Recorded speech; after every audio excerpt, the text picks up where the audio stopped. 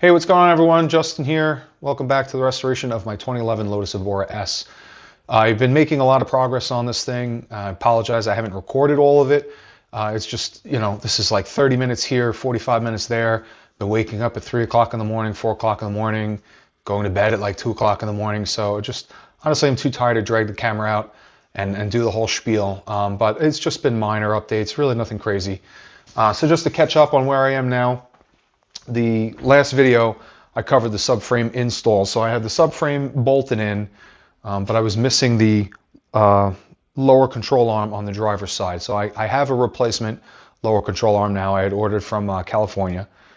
These parts are really hard to find, but I was able to get that, and it was shipped this week. Got it before the weekend. So I'm going to get that installed. With the lower control arm installed, I'll be able to finalize the installation of the power steering rack. I'll be able to dial in my alignment to try to get the wheels as straight as possible. I'm not going to torque the upper and lower control arms to spec, because you have to have the weight of the vehicle on the control arms or on the wheels. So you basically want to have it on the ground to do the final torquing. So I'll probably do that maybe at the end, but it's just something I'll have to earmark. I want to get the radiator installed, the shrouds. I got to bleed the brakes and the clutch. And get the headlights installed. The headlights, another peculiar thing I have to figure out is the rear bracket on the driver's side. I can't find it, either from a breaker or from Lotus, not on eBay. I've reached out to a bunch of breakers. Nobody seems to have the rear bracket, so I might have to fabricate something. So I'll deal with that as I get closer to it. But this is the big one, because I'm actually going to be installing the main components in the front and kind of reassembling the car. Minus the clamshell and the front fenders. I'm not going to bolt up yet, the A panels, I guess. So yeah, but this is going to look pretty complete. And, I don't want to jinx it, but if I bleed the coolant and everything, and I bleed the power steering, I should be able to start the car. So we'll see. This might be the chapter where I get to actually roll this thing around my garage. So anyway, I did also want to touch on the inside real quick. So let me just overview some of the challenges that I had inside the vehicle, just to catch you up on that as well. Inside door panel. Door panels. Painted the speakers, the speaker grills rather, clear coated that. That's flat. I had to pull the panels apart to clean this as thoroughly as I did. So this actually came off, and then cleaned it all up really nicely.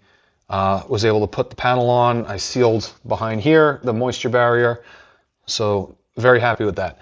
One thing that kind of sucked is when I had the door panel off, the tint, there was the aftermarket tint on the window, was degraded, and it was actually coming apart. It's like the polarized, I don't know what you'd call it, but it's like the film, but it's got like sparkles in it. So basically I was cleaning the window, just cleaning it, and I noticed on the paper towel that these sparkles were coming off. I've had it happen with a couple of cars before.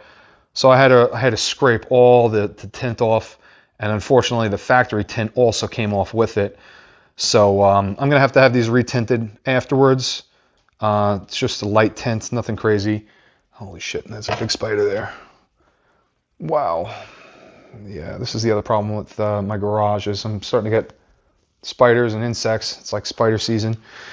So I'm going to kill him off camera. But anyway, yeah, I got to get this tint done. Dashboard is in, mostly. I'm still waiting on the airbag stuff. I haven't heard word back. It's been a couple weeks. That's delayed. Driver's side door panel. There's the mirror switch. It was, I don't know, corroded. Had a little bit of moisture buildup in it. It's this guy right here. Basically, it's a Ford part. So I think this comes in like Ford trucks. There's the part number there. But basically, I pulled it apart, cleaned it as best as I could. But there's these really tiny springs inside of it. And the springs themselves were rusted and falling apart. It looks like a spring that would come out of a ballpoint pen. Couldn't fix it. I mean, I probably could, but I don't even know where the hell I get the spring from. So I just went ahead and ordered another switch. It was cheap. It was like 35 bucks. So that's why the wire's sticking out, but otherwise that door panel is also good. So that's that. I did also notice a very weird issue with voltage. I don't know if it's expected. But the ICM, which is right here, so it's your like body control module. I don't know what they call it for ICM, what the acronym is, but it's basically a body control module. So it controls your taillights and your relays for the your defroster and whatever. Everything kind of funnels through that. It had a little bit of corrosion, I noticed, on the pins. And then the bottom row of fuses had a little bit of corrosion. What I wound up doing is that first 20 amp fuse was running a solid 7.8 volts backfeeding into it. And I don't want to get too into the weeds here, but there was a input sensing circuit inside the ICM that should have a diode, and instead of the voltage going in, it was coming out, and so it was bleeding 7 volts. And what was wind up happening is it looks like it was slowly corroding some of the connections. I don't know, it's probably a result of the moisture damage. So I have another ICM on the way. I cleaned up all the connections. Everything looks good now, and that'll be that. So it was C18 was the output of the ICM, and I'm just genuinely curious to see if that is going to be still outputting a voltage with the new ICM. If it does, then I was wrong about this whole thing, but it just seemed very odd. And again, this voltage that I was reading that I didn't expect, I just wanted to go through and test everything before I put all the interior back, and that just seemed very odd. I didn't really see that with any of the other circuits. So I'll have that fixed, hopefully, and I'll get this all back together. And then the only thing I'm waiting on is the airbag trim and the, I think that's it. Yeah, it's the airbag trim. So once I have that, I can put the dashboard fully in and have the interior concluded. So anyway, back to the front subframe.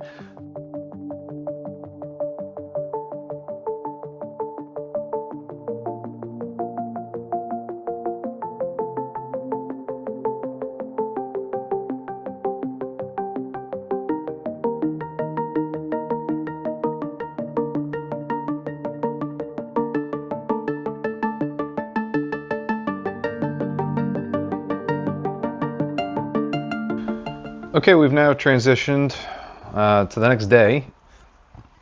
I stopped last night after I got the suspension in. So basically, upper and lower control arm are in, just not fully torqued down. So I just wanted to make a couple quick mentions here. I'm going to put the torque specs for the main components in the description, but basically we got 45 Newton meters for this upper bracket. It's 86 for the shock. It's going to be 86 for the, no, actually this is a little, this is like over 100 here. I think it was 86 for the ball joints as well. So the ball joints are torqued, the bracket, and then like I said, this upper bolt. The bottom one I didn't do yet, and I didn't fully tighten down the alignment bolts or the upper control arm bolts. And the reason for that is because you want the weight of the vehicle on the suspension before you torque it down, because otherwise if you torque it down, then you're going to basically have the bushing stuck in this position, and so at rest, which is when it's, you know, normally fully loaded, it'll already be twisting. The bushing will already be twisting. You don't want that, so that'll wear it out prematurely.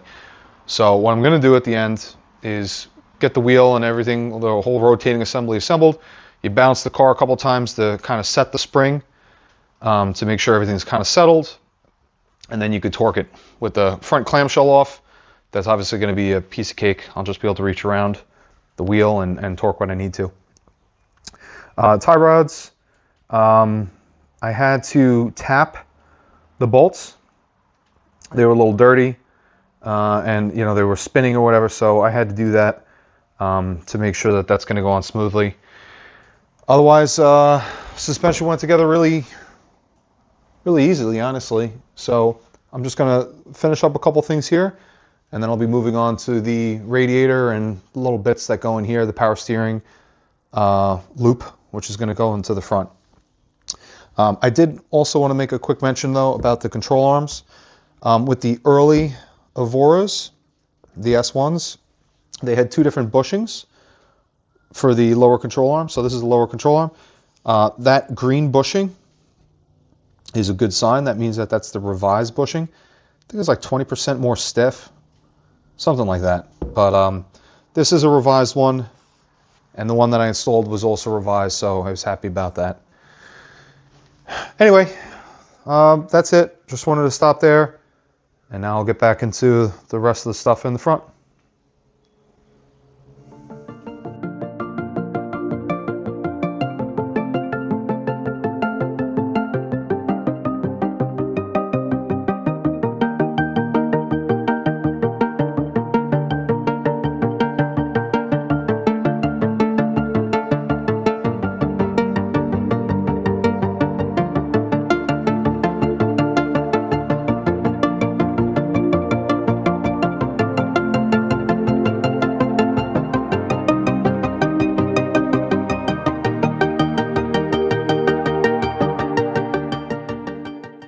All right, well, I was just about to button up the front.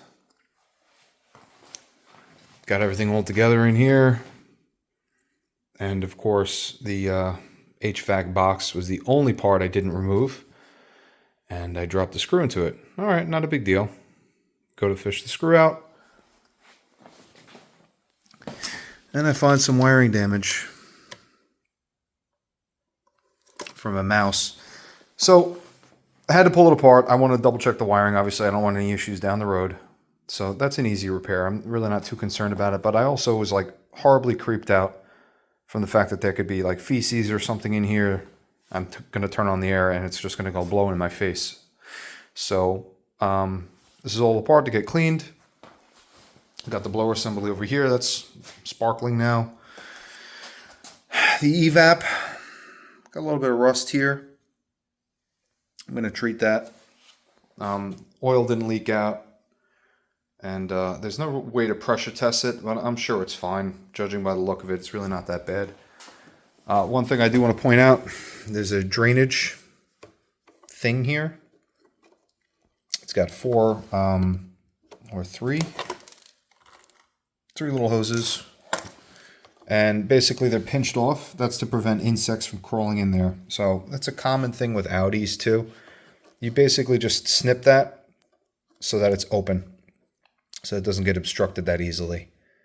And so I'm going to clean these out very thoroughly, and I'm actually going to drill an extra hole down here. I'm really not too worried about it. This thing is going to be garaged, so not going to be any rodents. And like I was hinting at earlier, you can see some mouse droppings in here. So happy I took it apart. Not happy that I had everything just basically bolted up and had to pull it all apart again, but hey, such is life. I really only want to do this once because you have to take the front clam off to get to all this stuff. So I will finish cleaning this up, correct the wiring, drill some holes, and then call it a night. All right, so here we are. HVAC assembly is back in. It's all dried after being disinfected. The wiring insulation was repaired. I used heat shrink tubing, snuck it over the tabs that secure the wires. So it's a professional repair. Pretty confident in that. So yeah, just got to put the wiper motor back in. Power steering line, cooler that goes on the front of the radiator, coolant lines. And I got the wiper motor over there. So it's coming back together. Just want to point out, this assembly is much easier to take out if you remove the bracket underneath. Let's see if I can get to this. Right there, there's a bolt holding it. There's two bolts up top. I don't know if you can even tell, but I replaced them with stainless bolts now. Undo one of these bolts. You could swing this out of the way. Once this is unbolted, you got another bolt back there. And then it makes it much easier to remove the HVAC box. Drain tubes, I snipped them all. They're nice and circular now, so they're not going to clog. All four of those were done. That's pretty much it. Just going to keep slowly zip tying things. And Yeah. Oh yeah, 2 bolts up here. This one had to get a fender washer. This tab was broken, assuming from the accident. Yeah, pretty much it. So yeah, I'm gonna start the radiator fill as well. But once I get the process down, I'll do a separate recording on that. Coolant as well. I'm sorry, the refrigerant. I want to connect these lines. I got the new dryer over here. I'm gonna uncap this at the last minute. But I have a pump, so I'm gonna run on it and make sure that this thing pulls vacuum, that I don't have any leaks. The concern here is that the evaporated core inside the HVAC unit could have a pinhole in it. So I'm going to throw new seals on this. Make sure there's no leaks. Pull vacuum for an hour. Boil off any water, whatever as well, and then I'll run that again before I do an actual refrigerant charge. But yeah, I just want to make sure before I put this front clam on that there's no refrigerant leaks, no seal leaks, no core leaks. No radiator leaks. I mean, you don't want anything to go wrong. So I'm going to vet this. And then to that point with the coolant, I'll mention it later, but I'm going to charge the coolant with air. I've learned that the hard way. Don't put liquid in it. Just charge it with air. It takes a lot longer because air compresses. But put air in it and then make sure that it doesn't bleed off because radiator fluid is expensive, right? So anyway, back to the time lapse. I'll stop when something interesting happens.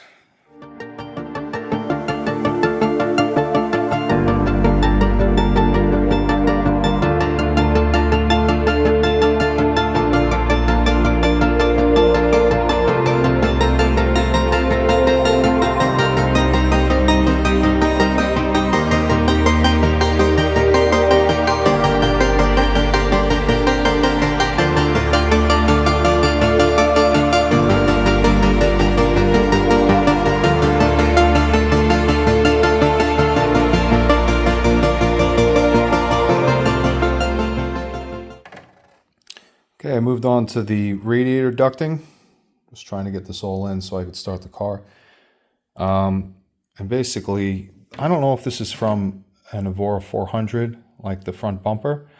There's no part numbers on it. Unfortunately, when I power washed them, the numbers fell off. And so I have the upper and lower. I had to separate them. There's little clips that hold these two pieces together.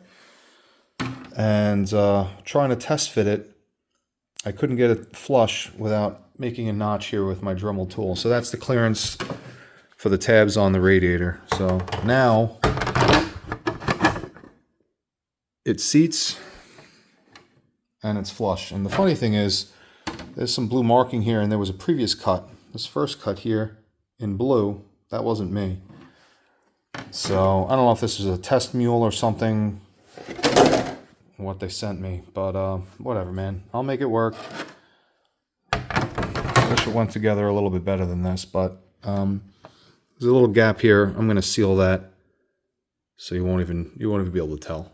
Obviously, when the front bumper's on, this isn't going to be visible anyway, but I don't want any cooling leakage either.